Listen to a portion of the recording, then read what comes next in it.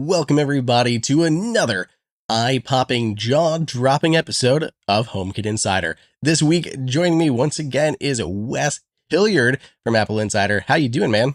I felt like you were about to do like a full-on circus introduction, like the amazing, the thrilling, the absolute HomeKit Insider. I know. I could. There's too many superlatives to apply to this show. We got to keep it concise. We have too much fun stuff to talk about. I can't just go on about how great the pod is. So we should just get into all the news for the week. Andrew coming through with his sultry podcasting tones on his excellent microphone here. We're gonna be. We'll see. Yeah, we will find out how many times he kicks the desk in this episode. We'll find out. Absolutely, and then I will bleep out the cursing that will ensue every time. I literally need to sit on my hands like it's the final round of Password. So let's go ahead, start off with just a recap of some of the news for the week, including some of the coverage we had up on the Apple Insider YouTube channel. I did do a roundup of best MagSafe travel chargers. This is the sequel to my original video on best 3-in-1 MagSafe and Qi 2 chargers. Now these are specifically looking at travel ones. So everything that makes a good portable charger, working with standby mode, everything like that.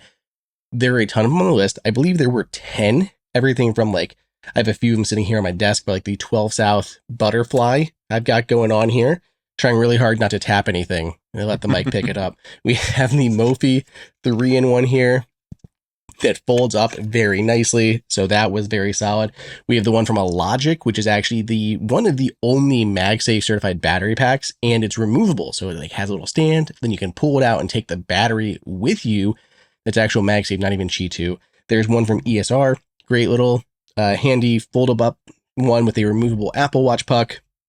The Anchor one, quite popular. This is one of, if not like the first Qi 2 device that actually came to market, but this thing all like opens up if you're watching the video. It's a little 3-in-1, pretty handy.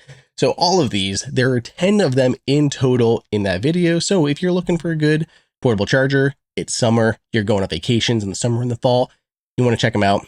There's a link in the show notes. Wes, did you have any in that you really like that I didn't mention in that list? Well, I'm not 100% sure which one you didn't mention because I didn't see the video, but I will say my go-to travel charger is the one I forget how to pronounce, or I don't know if I've ever heard it pronounced, Kuxiu, Kuxiu.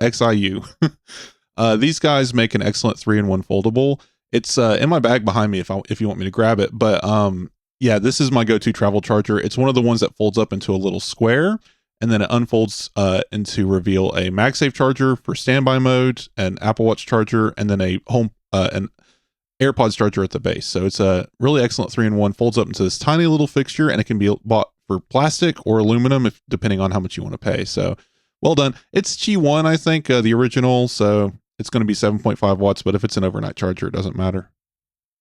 True. For me, it's got to be Qi 2 or MagSafe, like hands down. But there are a lot of them out there, and maybe they'll update that one with Qi 2. Give us some nice, some boosted charging speeds there. Hey, maybe we'll get a, what do you think it's going to be? Qi 2.5, Qi 3 with the 20 watt MagSafe, if that delivers for the iPhone 16 on the MagSafe side of things? Right. Well, I mean, Apple doesn't care what Qi version it is. They're just going to call it MagSafe and say it's MagSafe will then add it. Yeah. But then Qi 2 is based off of MagSafe, so are they going to have to do like just an update to the Qi 2 spec that goes a little faster? Or are they going to have like a 2.5? Who knows? It's curious because Apple's very stringent with how they do their specking. So of course, any older devices won't get an upgraded MagSafe, but I could imagine there being some Android manufacturers that have chargers capable of going to 25, 30 watts that just need the charging side upgraded. So something to look into. Not something I'm totally familiar with, but I could see Qi upgrading their standards and then it rolling downhill. But as always with new standards, you probably just need a new phone. So I have seen that we're actually finally going to get our first couple Android devices with Qi 2 support. So finally, legit MagSafe basically on Android. I think the Pixel 9 or the 9 Pro, however they're naming it, is supposed to have Qi 2. I don't know about the Fold. I assume so. If it's going to the regular 9 Pro, they've been kind of showing things off ahead of time since things keep leaking. So we'll get a confirmation of that as we actually approach the launch. But talking about approaching the launch, it was this past week. I can't believe it's only been a week. The public betas of everything have landed. So iOS 18, tvOS 18, iPadOS 18, macOS Sequoia, Apple Watch, watchOS 11. All of these are out in public beta. You can download them right now. Yep. We've been covering stuff on the show, and this past week up on the YouTube channel did a full in-depth video over basically every single change coming in tvOS 18. So Wes, do you want to talk about the big headlining features first, and then we can get into some of the smaller ones that haven't got covered as much? Well, I've definitely seen a few big ones. I've been using this beta. Not everything is there yet, of course, but Insight is there for some things. I've noticed, I remember reading, the feature is done kind of algorithmically as the show is playing. It's not like they went in and preloaded a database with some, poor guy having to go through and watch each episode one by one and label exactly when someone's face shows up on screen. They're apparently tracking for faces. So we were watching the new show Wandla, and it's an animated series. Insight just does not appear. It's just not there. But other shows, maybe they'll figure out the animated side of this. But as far as real life shows like Ted Lasso, it absolutely works. It pops up with the theme song of the shows. It shows the faces of people on the screen. You can click on them. It'll take you to their other content. You can automatically add music to your Apple library. So there's a lot of interesting stuff there. And I hope they dig into this more.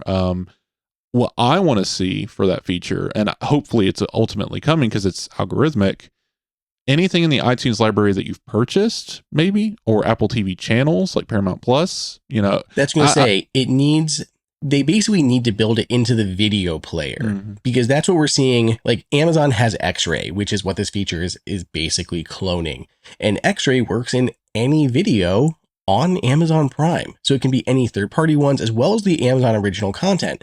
So you're not limited to just that original content, whereas on Apple TV and Insight, so far it seems like it's only limited to Apple's shows and movies.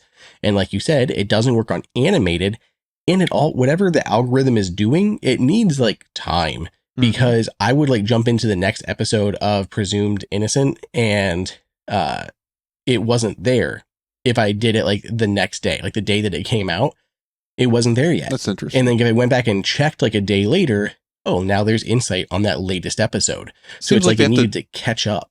Maybe I don't even know if it's that, because the analysis isn't really relying on the device. I think it's maybe Apple's doing it on their end and you're just seeing the results, but they had to flip a switch somewhere, obviously. I'm not sure that they had to process the video or anything. It's just someone who uploaded the video had to turn on the metadata for it, and maybe they forgot to at that hour. But yeah, it's an interesting feature. I think it has a lot of potential. We're obviously seeing early days because we're literally in the middle of a beta. It could be transformative by the time it comes to actual public release. I doubt it.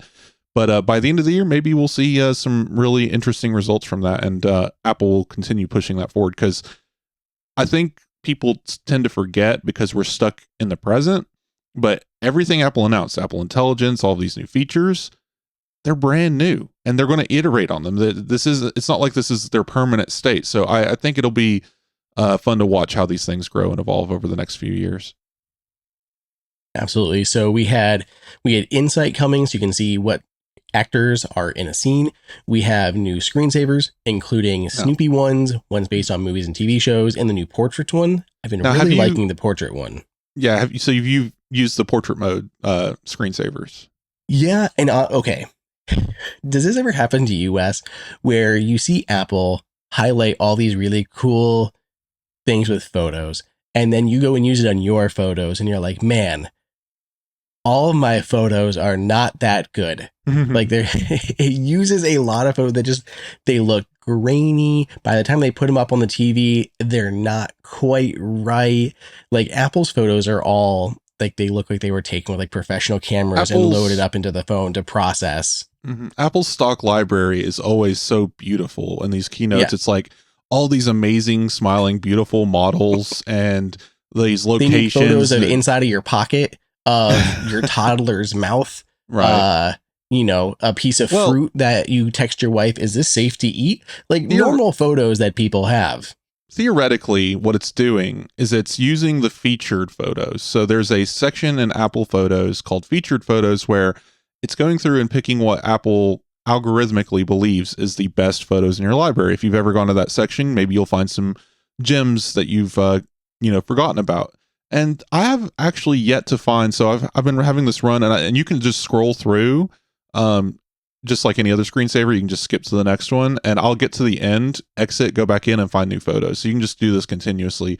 And I've yet to find one that's just bad. Like there are definitely photos in there that's just like, I don't want this as a screensaver. I turned off the people function because I noticed, while yes, it's great seeing, maybe pictures of my mom or my sister, my nieces and nephews, my, whatever.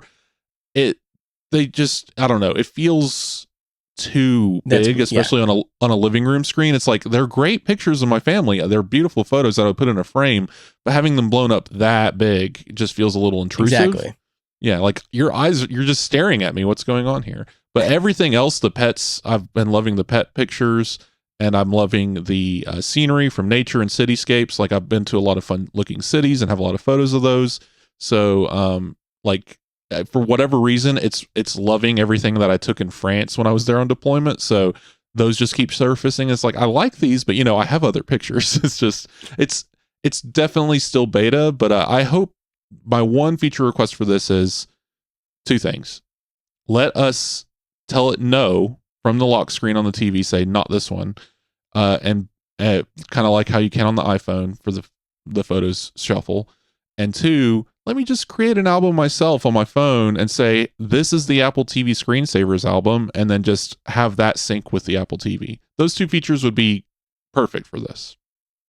Yeah, I agree. And even on the people one, of being able to select the people, because from what I've seen, it's only everything. It's only like people or not people.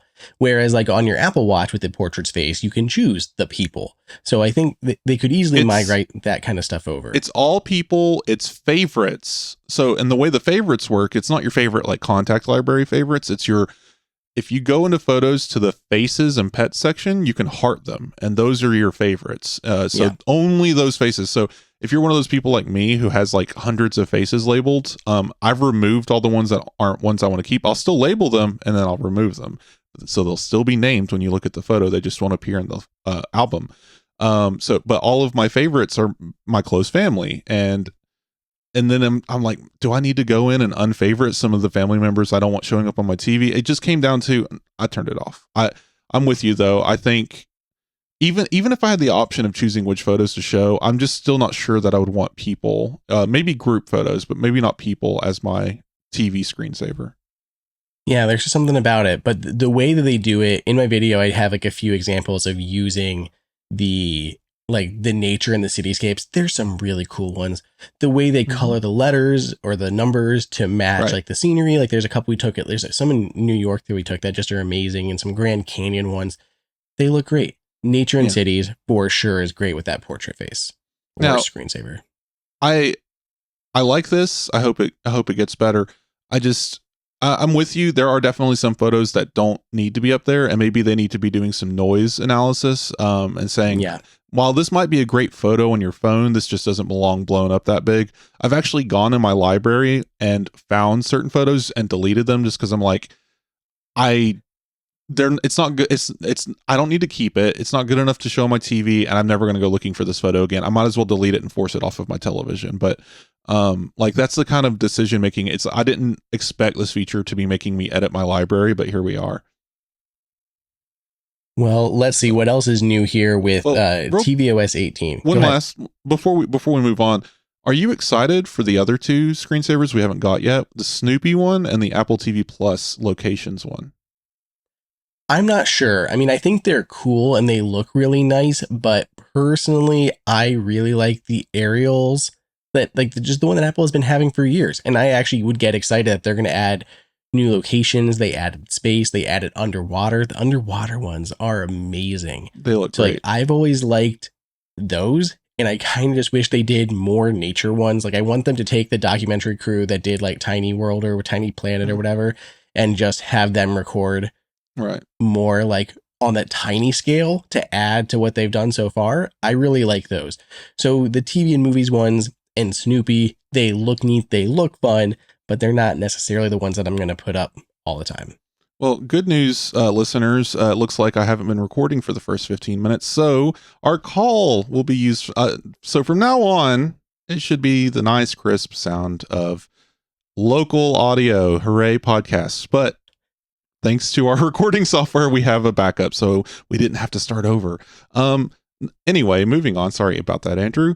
We had a little kerfuffle at the beginning of this, and I forgot to restart my recording. That is my fault. But the one I'm looking forward to the most, the screensaver I'm looking forward to, is definitely the Apple TV one. Every time I watched any of Apple's like sci-fi shows, I would love to see scenes from Foundation or Severance, right? Like some of those creepy hallways could work as a screensaver, honestly. Like I want to see all of it. Give us a menu to select which ones we want to see and which ones we don't. Like give us some granularity here, Apple, because I don't need, to turn this on and just get things I don't want from other shows. Like Palm Royale is not really something I'm interested in having on my TV randomly. As aesthetically pleasing as some of the colorways are in that show, I don't know. I don't need a rich house on my lock screen, but I would love space scenes, right? But anyway, we can move on from this. I think this is going to be a lot of fun because now we have so many options. Maybe we can mix and match. Can I do the portraits randomly shuffle in with the aerials and the Apple TV ones and then have Snoopy just show up? Just have it just all be random. I would love that. Yeah, just all the screensavers together. Well, let's see. So outside of the screensavers and Insight, we also have a lot of changes to audio, which are very welcomed. So first up, Apple is adding additional enhanced audio modes. So you have enhanced, which we had before. With tvOS 18, it also works with all speakers. It'll work with your HomePods as well as like a Sonos soundbar. It'll work with a receiver, anything you have connected like that for audio. You can use Enhance to pull out that dialogue more. So dialogue is better. They're using like AI training now to help further isolate the audio there. So Enhance is better, works with all speakers. There's a new boost mode that's even stronger to pull out that dialogue. And then if you go into accessibility, there's an additional one on top called Isolate that you can turn on in settings and then enable it from the media play bar to pull it out even further. So that's all really great. Then for subtitles, which I didn't even know this, I know subtitles have been popular for a while. I saw the study by Axios, I think, or at least they cited the study that was more than 50% of millennials and Gen Z are using subtitles, which is nuts. And it's like more than 60% of males are using subtitles regularly for their movies and TV shows. So it all makes sense that Apple's enhancing these in some ways. So first up is if the audio of your Apple TV does not match the audio of your video you're playing, subtitles will automatically be enabled. Additionally, and this is amazingly simple and just how it should have always been, if you hit the mute button, subtitles turn on. Makes complete sense to me. And then if you hit the back button, when you replay a scene, it'll turn subtitles on for that period of time. So if you hit it back once, it'll jump you backwards 10 seconds and it'll show you a little alert in the lower right corner. The subtitles are on for the next 10 seconds. If you hit it 3 times and go back like 30 seconds, they'll stay on for 30 seconds. So all really nice improvements to subtitles and audio. Yeah, I really like these. They make a lot of sense. It kind of feels like they should have always been there. Yeah, just simple quality of life, great for accessibility. And I hope that they can fine tune this a little bit. Like I think you mentioned, it automatically turns on for if a different audio language is detected from what you selected. Is that what you meant? So Yep. that's cool. I mean, generally speaking, I've noticed that certain shows do a good job of doing that, but there are certain movies in certain places where it's almost a gag to have the alternate language. So I show up without subtitles just to mess with people. But I don't know. I wonder how that's going to work out. I want to test that feature if this is another one of those Apple TV limited ones, maybe because they're analyzing the incoming audio. Are they doing it for all audio? But yeah, tvOS is one of these tricky platforms where there's not a whole lot of surface level information. It's just kind of doing it, and it doesn't really tell you whether it is or not.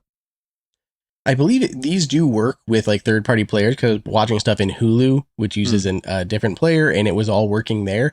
But I know what you mean. Sometimes there's like gags going on. Like my mind goes back to like the old Austin Powers that had visual gags where the subtitles would come on when they're speaking like Japanese or something, and they were all very crude and being partially blocked by things on screen. It's like, how do those things work when they're forced to be on? But that was always a thing with subtitles. Right. So I'm sure there's a way. Because there's movies and anime particularly with burned in subtitles. They're not closed captions. They're not being fed through even because the way it works a lot of times, if you didn't know, a video file will come with a caption text file, and it will an SRT file or something. Yeah, and it will just run that file along the video and display it as text at the bottom of the screen. It's not implanted in the video, and that's why you can turn it on and off. But there are certain things, like especially like I said, animes and stuff, where they put text over certain letters and characters, or telling you what a t-shirt says, or there's notes everywhere if you watch anime in English. But they'll specifically go out of their way to make sure they're certain times, certain apps like Crunchyroll, they'll give different colored text to different speakers, right? I wonder how this is going to work with all of that, if it's going to accidentally overwrite some of these or jumble up letters. If I remember correctly, though, this is going back several tvOS iterations, so I'm a little fuzzy. Apple does have some kind of subtitles algorithm where it knows not to put subtitles over important objects or scenes, and will move where the subtitles are on the screen. So maybe this is compounded with that. We won't run into any issues. We'll have to see. Since we're talking about audio really quick, for anyone who listened to last week's episode with Jennifer Toohey from The Verge, she had mentioned, like, we both had the same issue of using HomePod minis in our bedrooms for Apple TV speakers. And we kept having the same issue of, like, we'd go to put our phone down on the MagSafe chargers or for like standby mode, and every time it would do the handoff proximity-based transfers to the HomePods, and it was really frustrating. And Jennifer was like, we got to get like a wall mount or something. Okay, I did it. Nice. I happened to see them, I think, for like Prime Week, and I saw a 2-pack for like $12, and they're little metal holders. I sent Wes a picture so he could see what I was talking about here. But I mounted them right on the side of my headboard on the wall. I just used adhesive, but they came with screws, and they held up really, really well. They hold my little HomePods perfectly against the wall. Nice. And I no longer have this issue of my phone transferring to my HomePods every single time. They're very aggressive, aren't they? We have a HomePod mini in the bathroom.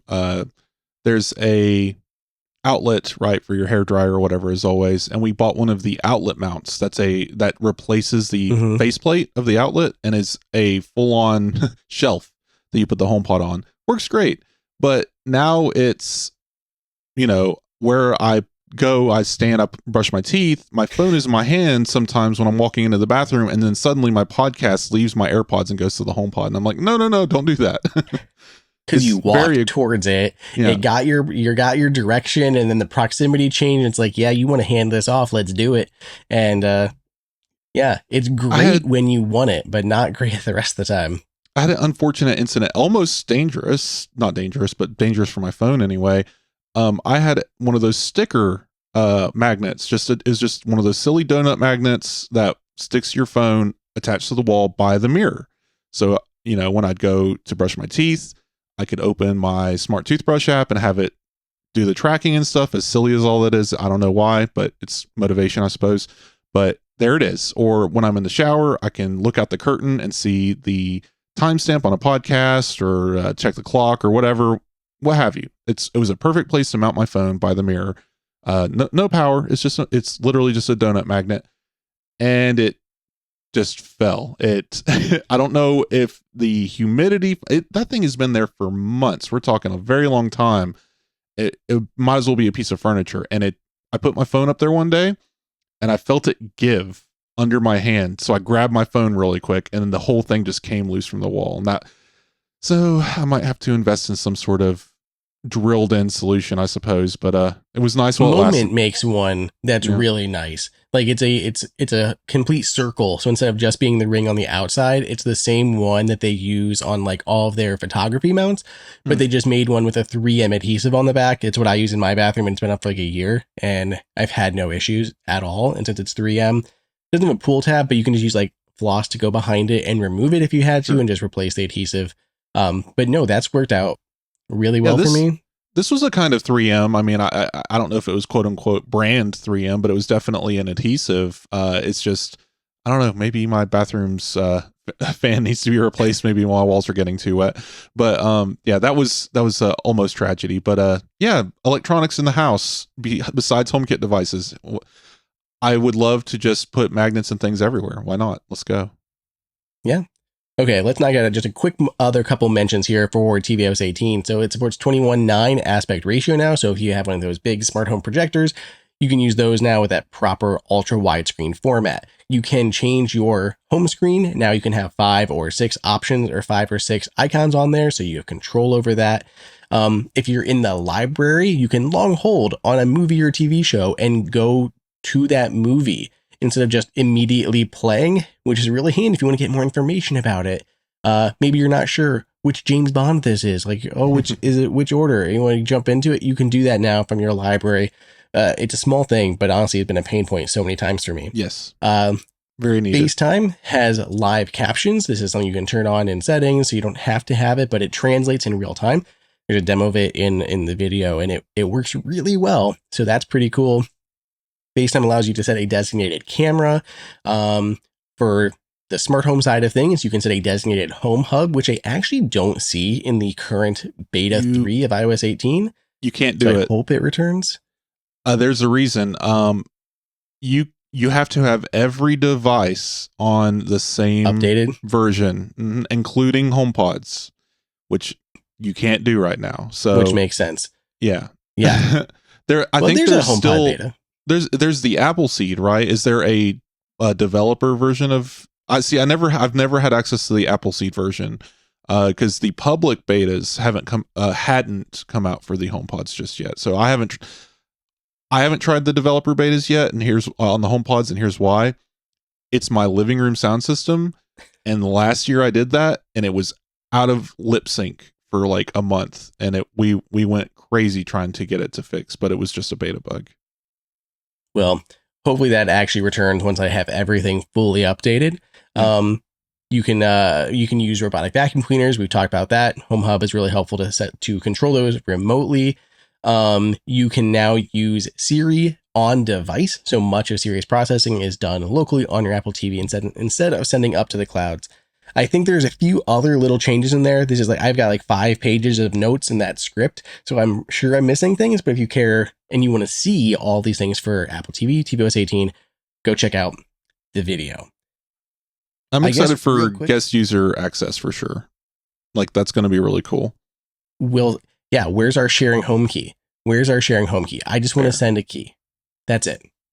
Done. I'll add one last quick HomeKit or a tvOS question. Have you utilized the FaceTime feature since iOS 7 or tvOS 17?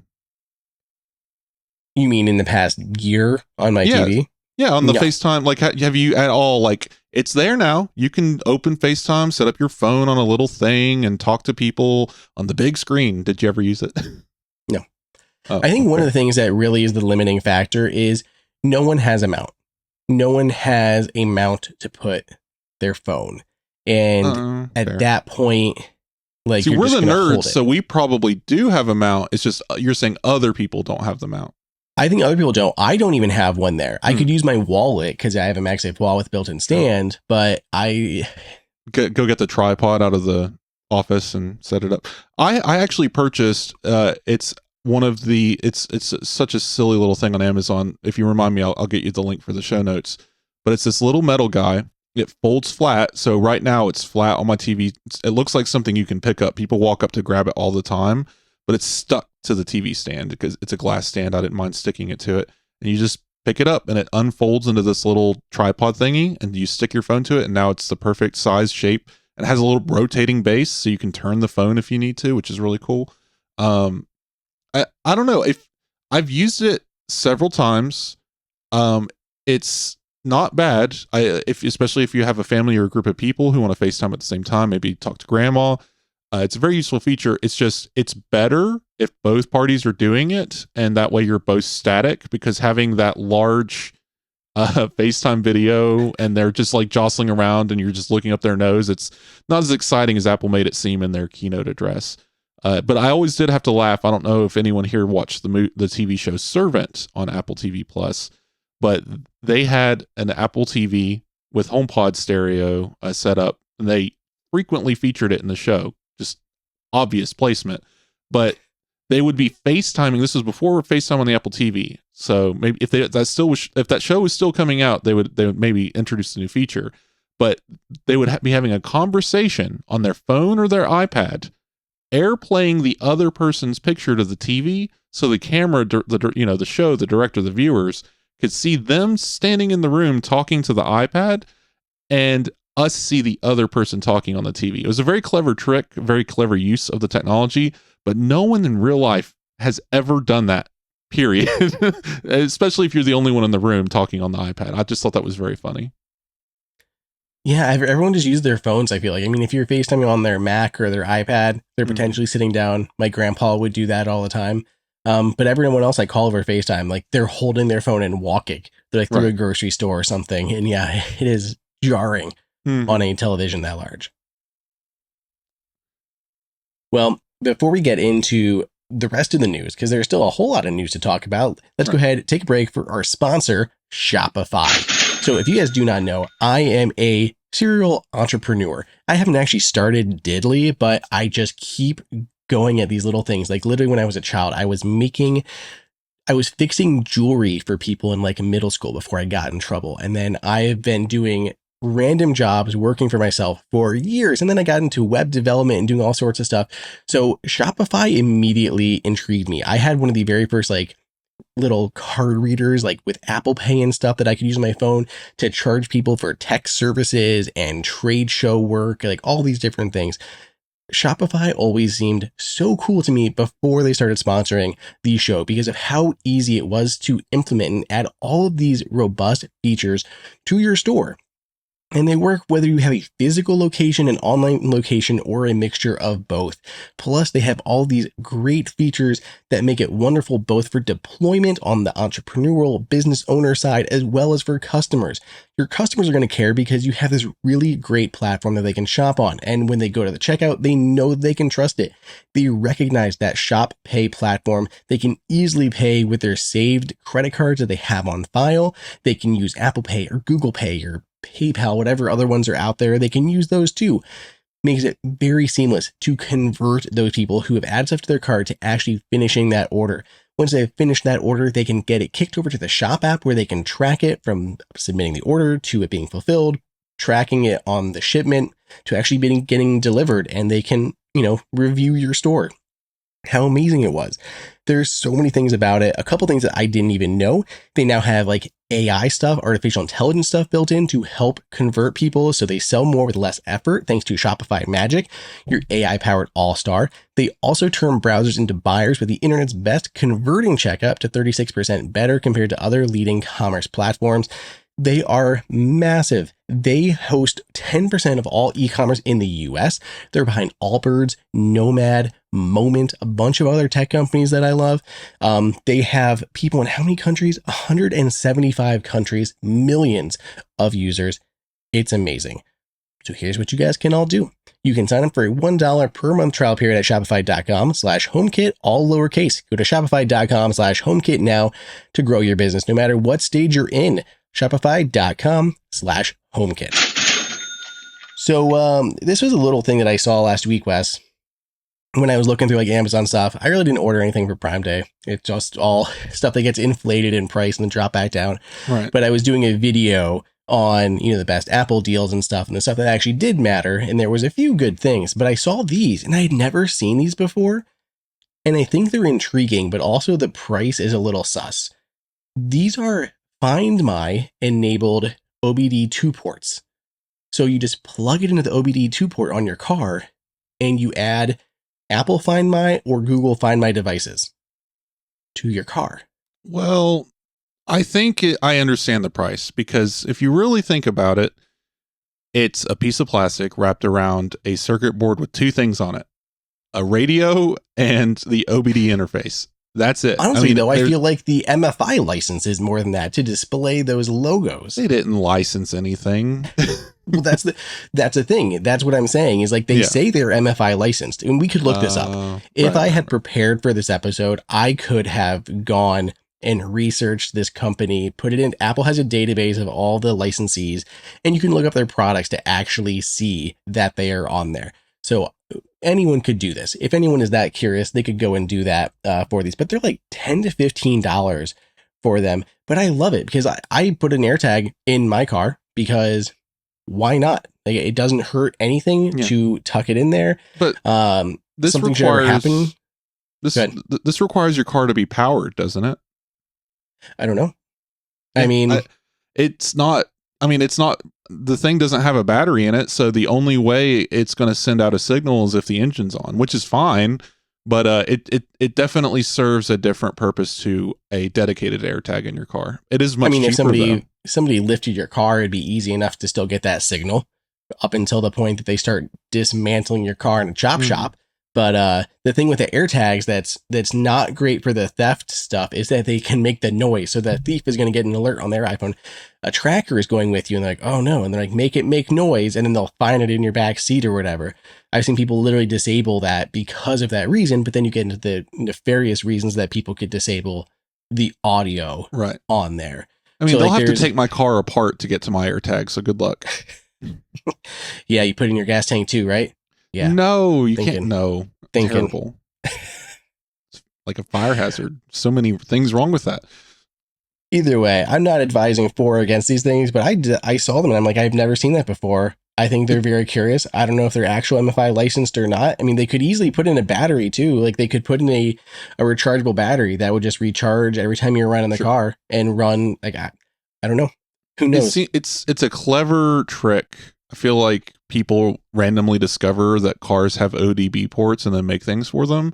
Because there was a while there where there's this company that would just mail you one for free. But then obviously they wanted the data that it got from it and would let you see your diagnostic numbers from your car's computer. Cool. But what do you get out of it? And so there's always some weird stuff. I used to use one called Automatic that I really, really liked. And it was fantastic. I paid $100 for it, plugged into your OBD2 port, and it would track all of your goings, where you're going and everything. But it would also help you with spending on gas because it would alert you for like hard brakes as well as hard accelerations, anything that could potentially use more of your fuel than you would need to. And there was a bunch of other tie-ins as well as like maintenance, reading your codes, and they would tie into smart services. So when it knew you were getting home, it could do things all before, what we have now. They also had crash detection. So if you ever got into an accident, it would trigger that impact, go through your phone, call emergency service and stuff on your behalf and alert people, all these things, which is all stuff that's been built in, natively now. This is 10 years ago, at least, but they were a really cool little device. And then I think they ended up getting squashed because someone like Verizon came out with a free version that they could charge you cellular for and, completely kneecapped the actual cool startup that was doing unique things. As we go on to the news, one more thing, as we were talking about the tvOS stuff, in tvOS or in iOS 18, you can actually tie into your electric provider, providing that it's that P&E or PG&E power, which is basically some folks in California. So I was like, when we talked about this with Jennifer a lot, there was like, oh, this is a really cool start to things. We can start to do stuff with this. And the power management is really neat. Well, as I was recently setting up a new iPad and I was going through the steps, one of the things that popped out at me was on the home screen, there are new widgets for home that allowed you to literally see there was a grid that if you tied it into your electric company, it would show you when your power was cheapest. It would show you a grid throughout the day and tell you right now, is your power expensive or cheap? And I'm like, I like that. That's a really cool little thing. Like just literally looking at your lock screen, your widget view, whatever, and you can see a little alert and like, hey, it's expensive right now. I'm like, cool. I'm not going to go run the washer and dryer or charge my car. And then later, or run my power tools. I'm like, oh, cool. After this time, it's a lot cheaper. So if you want to get, if you're interested that much in your power, that's really neat. And it made me a little jealous that I'm not going to get it. Think about what this could do. I'm with Jennifer on this one. Exactly. Think about the future where you go to start your HomeKit connected washing machine and it says, hey, power is really expensive right now. Would you like me to start this when it's cheaper? And you say yes, and it creates an automation in HomeKit for that automatically. Or, you have your smart electrical equipment, batteries and solar backup, and it says, hey, power is about to start peaking. Want to switch over to solar until power goes back? Let's shut off all these lights. I don't see any motion detected in these rooms, but there's power on and the TV's running. Let's shut those things off for you, right? Like proactive smart home. Part of it being your smart devices, part of it being your own motion and electrical detection systems, and part of it being attached to the electrical grid, and all these things working together. We're not there yet, but I feel like in near future, I think it's coming. I think Apple would be the one to push for it. Yeah, I think that was a really cool little addition. Mm-hmm. Well, in terms of new additions, Lutron has some new products coming out this week. So Lutron, they have their new Caseta control. So this is the Diva Smart Dimmer ELV Plus technology. Basically that means the low voltage stuff. So it's a dimmer for low voltage products, which is often not able to be controlled with a dimmer. And they say they're seeing a lot of people using this low voltage wiring for things like cabinet lights, the toe kick lights, in cabinet lights. Like a lot of these are low voltage solutions, and a regular dimmer is not going to work with them. So you can buy these directly, but they're also targeting a lot of the actual installers who are putting in these lights and then want a smart dimmer to go along with them. It's a very niche thing if you fit into that situation, but I really appreciate it either way. So that is launching, but there's also new colors of their updated Pico remotes. So those come in basically all the other colorways that they had already. So there's like the tannish ones. I don't know what you want to call these, eggshell black, brown, whatever bespoke colors names that they've given them. But yeah, the new Pico remotes are available in new colors, along with that new Decora EVT Plus dimmer switch. I like that. Like you just would have a brown wall with a brown switch and it's just completely camouflage at that point. But I don't know. I'm just used to light switches being white, especially in this design. So I just find it kind of funny that they're in different colors, but that's cool. I mean, if that's your house design, go nuts. Yeah, exactly. And some people they all have to match and everything. So it's important to have the additional colors. Speaking of matching, actually, that reminded me of something. Hit me. What do you think of the HomePod Mini coming out in midnight? Now, is everyone rushing out and buying a HomePod Mini in space black right now because they already had one and they need to make sure they have the studio pair or the pair, right? The stereo pair before they run out of the space black ones, because now they're slightly bluer. Man, that was a such a granular update. I mean, so not strange. Even called granular. Like they literally look the same. Like I cannot tell the difference in photos. Now I know in they person, are different, especially under brighter light, you can see that blue tint to it. But in the photos, the press shots, they look identical. They actually, someone went through and found some of the press shots. They didn't change them. They're still the space black HomePods in the space because they're just like, nobody's going to notice. Yeah. No. Yeah. It makes sense that they would do this though, because why have two different colors between the two lines? They're moving to the other one anyway. So that part makes sense. It scares me. me. The power cord is more blue than anything else. Cause like this is like the midnight power cord that I have sitting on my desk right now. And it is more blue. Like it definitely comes out blue.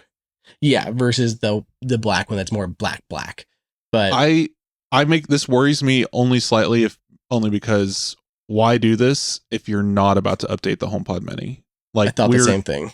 We're now years away from another HomePod update on either line, it feels like, because now Apple's just going to be like, they're both updated. It's like, you change the color. Don't worry about it. They're updated. Yep. It's fine. I thought the very same thing about it. So we're going to be stuck in that situation. No Apple Intelligence going on here for a while until the smart display type thing apparently launches, which will be the first home product from Apple to incorporate Apple Intelligence. I don't know if we talked about it on this show, but we did on the main Apple Insider show. And I'm still of the mindset of Apple Intelligence doesn't make sense on the HomePod. I think it's okay that it's not there, is what I'm saying, because it's not in its current form.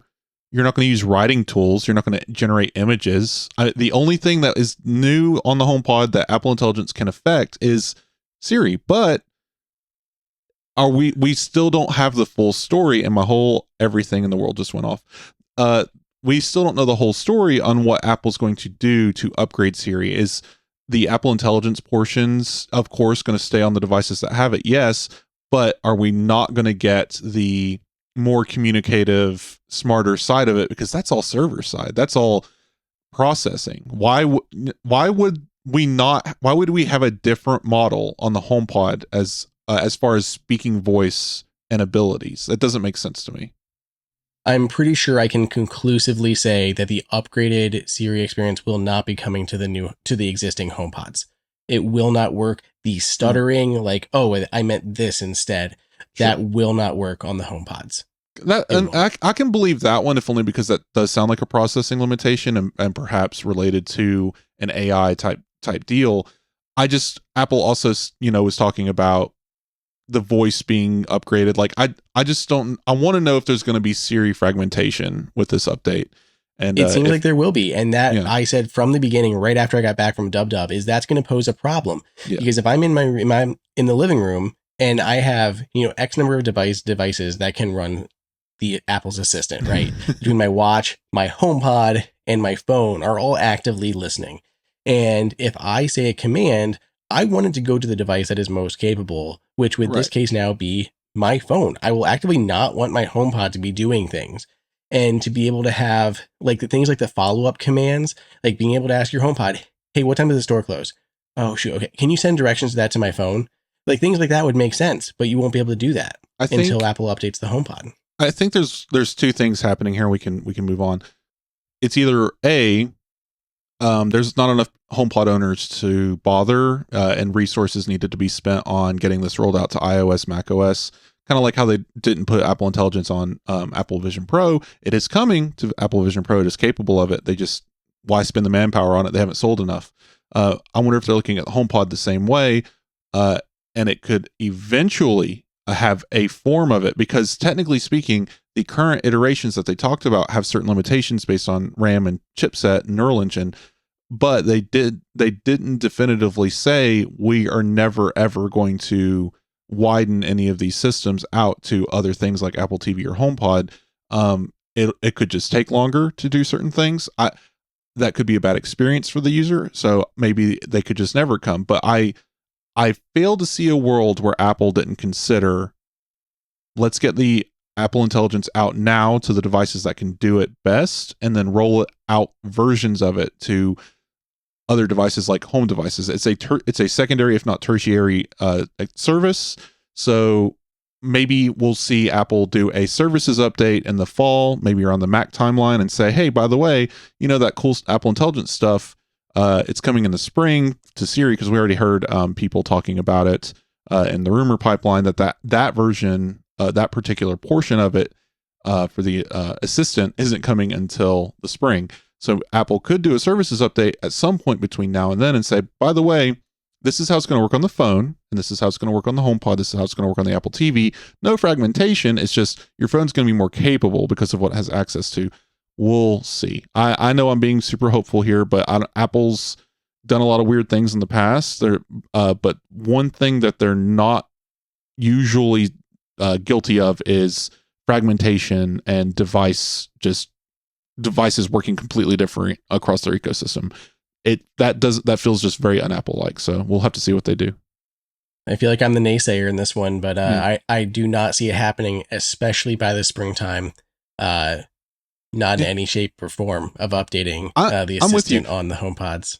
I'm also not one to really care too much, because the way I use it on my HomePods is to play music or control my lights. So I'm personally not missing anything, but I can see why people would be frustrated to hear that the possible functions across the devices are going to be split. They're already split, but they're going to be even more split. So I mean, but look at it. If you want to like talk about the fragmentation, it's already there with Apple Watch. Like there's a huge difference in what it can do between those two devices because there's no Apple Intelligence on Apple Watch. Right. So for a lot of things, I don't want to ask my watch. I'd rather ask my phone with Apple Intelligence because it'll be able to do more things. I can ask follow-up questions, all of that stuff. So, I mean, they already have it there and they've sold a lot more Apple Watches than they have HomePods. And we've already heard rumors that have, seemingly purportedly confirmed that Apple Intelligence will not be on the new Apple Watch. I'm with you. I think this rollout is just going to be so different and so unpredictable. And I'm actually sure, let's go with the most negative path. Like maybe these devices just don't get it. And we're going to have to wait for future hardware iterations to see any changes. And ultimately, like I said, for me, that's fine. I don't really see the outrage position. I've seen some of the other people take the outrage position. It's more of a take it or leave it. It's not ideal, but Apple also got pushed out of the door on this. If Apple didn't feel so much pressure from competitors and from media and stuff talking about it, I don't think we'd be talking about Apple Intelligence this year, period. So them pushing it out this early in the first place might be why we're seeing so much oddities, so many un-Apple-like things, because they just weren't completely where they personally would normally be. They're where Google or somewhere else would be, but they had to do it because the whole world was clamoring. Apple's behind. Apple can't do it. There's something wrong. They're internally bad. It's all falling apart. And they had to walk out on that stage at WWDC and announce it. Or had they not, imagine what we'd be talking about today, and it'd be of course, the usual doom, but just that much worse. I agree. But I mean, simple things like being able to control multiple smart home accessories with a single command is something that I think will come to the Apple Intelligence version of Apple's Assistant. And it's not going to be able to do it through a HomePod. And to me, as a smart home user, that's where I'm going to have an issue. I wonder, and we can, I promise, move on from this, but I wonder if there is a different solution, the Home Hub kind of solution, where maybe Apple comes out, like I said, this fall with some Apple TV hardware, and they're like, hey, this guy runs Apple Intelligence, and guess what? It handles pass-off of Apple Intelligence to other devices in your home. So if you ask a HomePod, which doesn't have it, it can do a super fast handoff with this guy to basically like third-party Apple Assistant speakers now, like the Ecobee and the new Denon ones, I want to say. Yeah, those would probably not be a part. Hard to say. No, but I think they would. I think 100% they would. Okay. I mean, because they're just passing it off. They literally just pass your audio off to that. Right now, they pass it off to the HomePod. But now I understand your example. The same way. Yeah, exactly. Like that's the perfect, I think, allegory here or analogy. I think Apple could do that, but with hardware as far as the spec stuff goes. Because we've been talking about a potential Apple TV for years with an M series chip. Maybe we'll finally get one. Yeah. Okay. We still have more news to hit. We have 2 new devices that have continued to launch. So Eve has a new version of their Eve Weather. So this one comes with Matter basically built in out of the box. So this has been their strategy. They first delivered as a software update to users, and then they deliver like a Matter out of the box solution ready to go. Because if you were using one of the other ones, technically you'd have to like install it via HomeKit or Apple Home, then update to Matter and then use it. So with the Matter out of the box version, if you're running SmartThings or Amazon, like any of those ones, you can now just buy this and use it immediately in Matter. I love my Eve Weather. It's got the forecast weather, the temperature, humidity. I have it on my front porch. So I walk out the door, or I can look out my door and I can see what the temperature is in real time. It's not in direct sunlight or anything. They're fantastic. They're thread enabled, I believe. So Matter over Thread. Really nice. So I'm glad there's a new Matter enabled version just out of the box. Yeah. I always thought these were cool. I like, weather trackers and stuff like that. Like, I feel like I need to get some kind of thing like that. Cause can you not connect this to Carrot Weather as your local weather device? I believe there's a function for that. So that's really cool. I can't remember. I know it works with an Atatmo station, which is what I also have an Atatmo station, and I have like the anemometer and the wind gauge. So like I have multiple sensors, which I wish would also show in Apple Home, but they don't. But no, you can get like those other humidity things. And then even with Apple Home, then you can say, if you don't have these and you say, what's the weather like outside? It'll go with like the general forecast. But if you have these home sensors, you ask and it'll check your actual devices and tell you. So I always like these outdoor weather sensors. Our next product, this is cool, Wes. I don't know if you click the little link in the show notes, but Onvis released the CS2, which is like 5 years after their last similar sensor. But it's an alarm system and a door sensor. So you put it on your door or your window, and then you have a contact sensor that shows in the home app. You can create automations that run based on whether or not your door or your window is opening, but it also is an alarm system that will show in the home app. So you can put it into multiple modes: home, away, armed, whatever the names are. But then when you're not there and you open the door, the alarm goes off, and you can have it automatically engage and disengage as you arrive and leave from home, tied into your various scenes. So you can have this change modes as you need to. I love the idea of this. It is upgraded to use Thread instead of Bluetooth.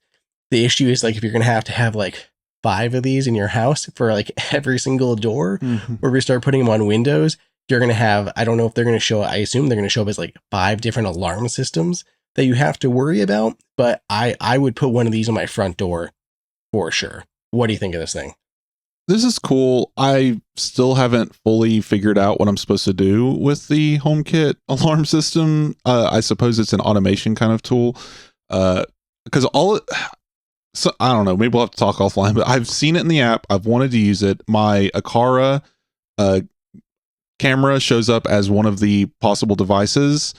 Still have no idea what I'm supposed to do with that. Like, it's like, and this is cool again, and I think it makes more sense to be a door sensor than a camera to be part of your alarm system. I know like Abode and other companies sell these. I would love to have some more peace of mind, but we also have pets, so I don't know. I feel like there's so many ways these things can go wrong and just start, I don't know, calling the police if they're not these fully integrated. Like, I would trust a company to come install a system that's supposed to work versus me tooling around with an automation system and HomeKit that honestly, it looks like just different. It looks like a different kind of triggering system for automations that already exist in the home. So I like that this has a siren. That's cool. That's basically it. That is what alarm systems are, or security systems are in HomeKit right now. So they are literally whatever's going to trip your sensor, motion, contact sensor, whatever it is. So that's why I think the camera shows up, because it can be triggered as a motion sensor or as a contact sensor. So when you're home and it's disarmed like a normal security system, nothing happens. You open and close your doors willy-nilly, don't have to worry.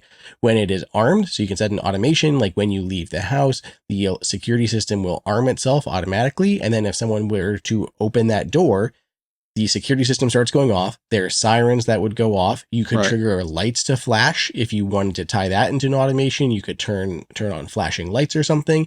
And you as the user would get an alert saying alarm triggered at house.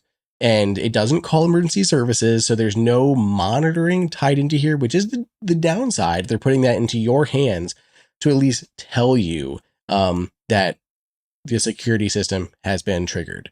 The problem that we have right now is, one, no monitoring options. Apple doesn't offer anything like that. I could see it being a service in the future, like they have the emergency system ones, but right now, no monitoring. And the second thing is, it only works with that brand's sensors. So like Aqara has it, but you have to use the Aqara sensors. You can't use an ELV contact sensor to trigger your Aqara security system. For whatever reason, that is the biggest downside to the security systems. So I like this. I could easily see putting a couple of these on the primary doors, and you at least have some peace of mind. And it's something that's going to help ward someone off. If someone, I always tell my wife, someone is trying to break into our house and they open a door and all of a sudden something starts blaring, why would you continue? There's neighbors. I did have an automation set up. So if you open our basement door, the contact sensor would trigger the HomePod in the next room to start playing at full volume. I Write Sins Not Tragedies at the very specific part where they say shut the door. So I thought that was a fun little automation. But this seems more effective against thieves anyway. I don't know. clever to combine a door sensor with an alarm. I think that's my answer here. I think we're done with objects, right? I have one I want to throw in it for 2 minutes. I just want to say this is unrelatedly related to home because it's in my home and it's a smart toothbrush. I mentioned it earlier. I use the Quip toothbrush and it syncs with Apple Health until it didn't. Turns out they did a redesign on the app and they've abandoned Apple Health integration. I confirmed this by emailing them and they said it's a feature in our pipeline that may come back. Oh, thanks guys. This is great. Why would you pull it out? I don't know. I'm so confused by this. I'm not a developer, but it doesn't seem like it's that complex of a API either. I think this is one of those situations where I've seen other developers do this, other big companies, where they're like, we want you to stay in our app though. So we're going to pull Apple Health integration. So you stay here, collect points and get coupons. And it's like, I can do both though. I want it to sync anyway. So this expensive-ish, it's expensive for a toothbrush and it's an expensive service that replaces the head and they have toothpaste and all that stuff all down the drain, throwing it all in the garbage. Not actually throwing it in the garbage, but yeah, I think I'm going to have to find another smart toothbrush. Like it's so painful when this happens. It's kind of like, when a device comes out in HomeKit and they come out with a new version that isn't HomeKit related. It's like, what are you doing? Stop it. Yeah. I always find it so frustrating when this happens. If anyone out there listening knows of a good Apple Health Kit connected toothbrush, throw it my way because I'm upset. For some reason, I have a soft spot for smart toothbrushes. I have used a Sonicare for ages, and I did upgrade to it's one of my most popular YouTube videos that I randomly did like 5 years ago at this point, but hundreds of thousands of views on it. Their smart one, which I do believe integrated into Health app. But the Sonicare connected one, the Oral-B, the Oral-B IO one, that I believe connects to the Apple Health app. I did not honestly, I used to use Quip a lot. I stopped. I didn't like them anymore. Their toothbrushes I just didn't really like. The rubber along the side was kind of irritating to me. So I stopped using their toothbrush. And recently I've switched to this new one that has like sponsored every YouTuber on the planet. But has honestly been my favorite of all the smart toothbrushes. Laifen, Laifen,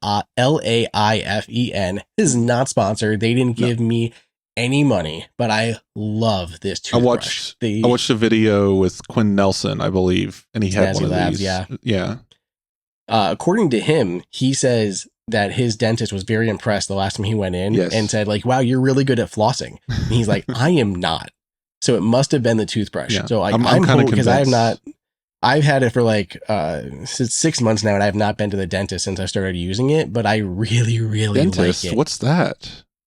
Well, the downside is it doesn't so far integrate with Apple Health, but when I met them at CES and I emailed them saying like, hey, could you just do this? Like, we need to like start a email chain and just have everyone listening just start emailing them. Hey, we want HealthKit integration. Absolutely. This is the trick. First, you email them, then you make an alias in iCloud. Just spin up another one, email them again, spin up a new alias. If everyone does that 10 times, we're not botnetting the toothbrush company. In 2 months. That's not okay. Did we have anything else for the show, Andrew? I don't think so. We do have one question, but we have already hit an hour, so we'll save it for next week. Martin, okay. I got your email. I got your questions on backups and children's voices. We will hit it on the next week's episode. Thank you to everyone. Go ahead, Wes. I was going to say, I the second half of that's going to be more complex, but the first half, I believe, is yes, if kind of, but children's voices are not very well developed yet, kind of like their faces, and it's. You can probably convince it to hear a child's voice, but then I don't think you're gonna run into this issue. Any child will be able to interact with it and it'll think it's your child. But as long as they have a device to program Siri with, like an iPod or Apple Watch or something they own, and do the little, what's the weather today, little questionnaire thing that you do when you set it up, it should work. But if they don't have any of their own personal devices, there's no way to do that. I just knew that was a quick answer, so I wanted to go ahead and give it. Absolutely. Thank you for adding that. Martin, thanks for sending that in. We'll touch base again in a week. Wes, thank you for joining the podcast this week. Everybody, you're an amazing audience. Do what you do. Give us 5, 10, 100-star rating on your podcast player of choice. Watch the YouTube version of this video, youtube.com/HomeKit Insider. Let me know if you have any additional questions and we'll hit them in a future episode. Otherwise, thanks for listening and we'll see you guys next time.